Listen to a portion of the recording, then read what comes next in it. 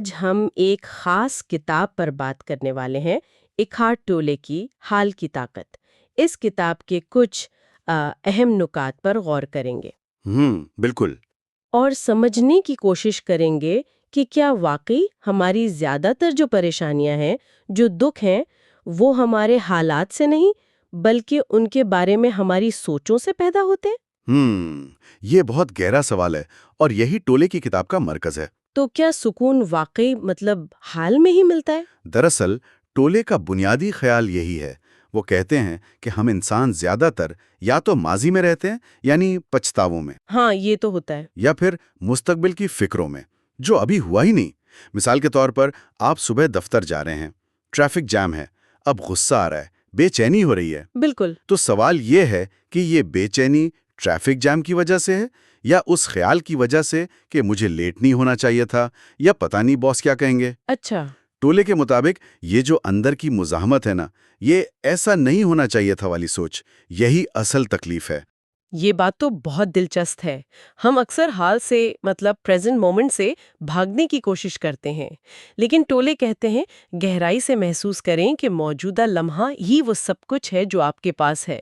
یہ سننے میں کتنا سادہ لگتا ہے نا؟ سادہ لگتا ہے لیکن اس پر عمل کرنا، خاص طور پر جب حالات واقعی مشکل ہوں۔ بالکل مشکل ہے، یقیناً مشکل ہے، کیونکہ ہمارا ذہن، اور خاص طور پر جسے ٹولے اینا یا ایگو کہتے ہیں۔ اچھا، ایگو۔ جی، یعنی ذہن کا وہ حصہ جو خود کو اپنی سوچوں، اپنی یادوں، مستقبل کی منصوبوں، اپنی سماجی پہچان سے جوڑتا ہے، وہ مسلسل حال پر نہ فیصلے کرتا رہتا ہے۔ فیصلے؟ کس طرح کے فیصلے؟ کہ یہ لمحہ اچھا ہے، یہ برا ہے، یہ کافی نہیں ہے، وہ بہتر تھا۔ وہ حال کو قبول نہیں کرتا، اسے بدلنا چاہتا ہے۔ یہ اینا جو ہے وہ وقت کے ساتھ جیتی ہے، ماضی یا مستقبل میں، حال میں نہیں۔ وہ ہمیشہ کہتی ہے جب میرا یہ کام ہو جائے گا نا تب مجھے سکون ملے گا، یا کاش وہ نہ ہوا ہوتا تو آج میں ٹھیک ہوتا۔ تو یہ انا ہی ہے جو ہمیں حال میں ٹکنے نہیں دیتی۔ لیکن پھر سوال یہ ہے کہ کیا ہر وقت حال میں رہنا ممکن بھی ہے؟ عملی طور پہ ہمیں زندگی میں ظاہر ہے منصوبہ بندی تو کرنی پڑتی ہے، ماضی سے سیکھنا بھی ہوتا ہے۔ ہاں، یہ بہت اہم نکتہ ہے۔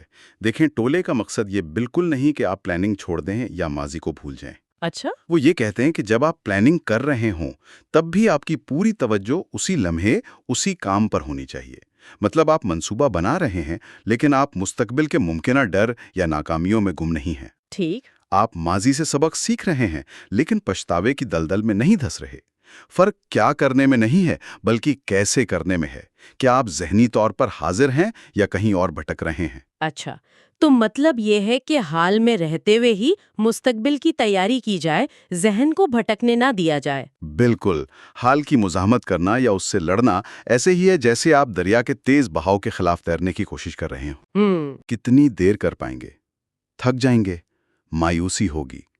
قبولیت کا مطلب یہ نہیں کہ آپ ہمت ہار دیں، بلکہ یہ تسلیم کرنا کہ ہاں، دریا بہہ رہا ہے۔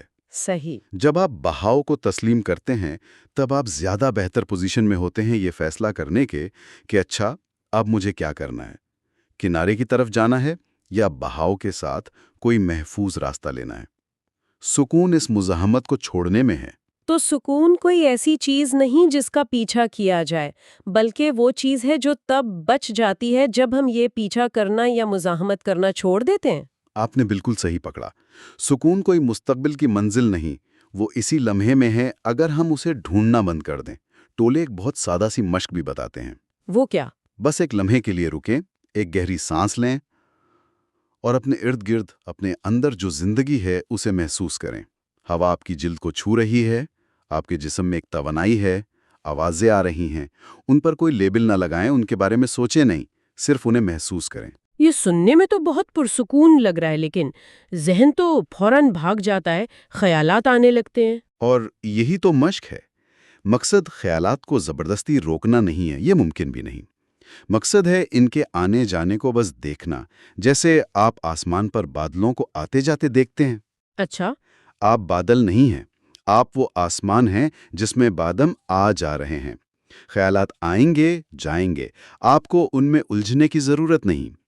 یہ مشق آہستہ آہستہ آپ کو اپنے ذہن کے شور سے ایک فاصلہ بنانے میں مدد دیتی ہے۔ تو خلاصہ یہ ہوا کہ حقیقی سکون، اطمینان وہ کہیں باہر یا مستقبل میں نہیں ہے، بلکہ یہیں اسی لمحے میں ہے۔ اگر ہم اپنے ذہن کی یہ جو عادت ہے نا، ماضی اور مستقبل میں بھاگنے کی، اسے پہچان لیں اور اس سے خود کو تھوڑا الگ کر لیں۔ بالکل، جب ہم حال کو جیسا وہ ہے ویسا قبول کرتے ہیں تو وہ اندرونی لڑائی، وہ مزاحمت ختم ہو جاتی ہے، اور جب مزاحمت ختم ہوتی ہے تو جو باقی بچتا ہے وہی سکون ہے۔ تو آخر میں یہ سوچنے کی بات ہے سب کے لیے، کیا حقیقی خوشی اور سکون کل کی کسی نامعلوم کامیابی یا خواہش کی تکمیل میں ہے، یا وہ یہیں اسی لمحے ہماری دسترس میں ہے؟ بس ہمیں توجہ دینا سیکھنا ہے۔ یہ واقعی غور و طلب بات ہے۔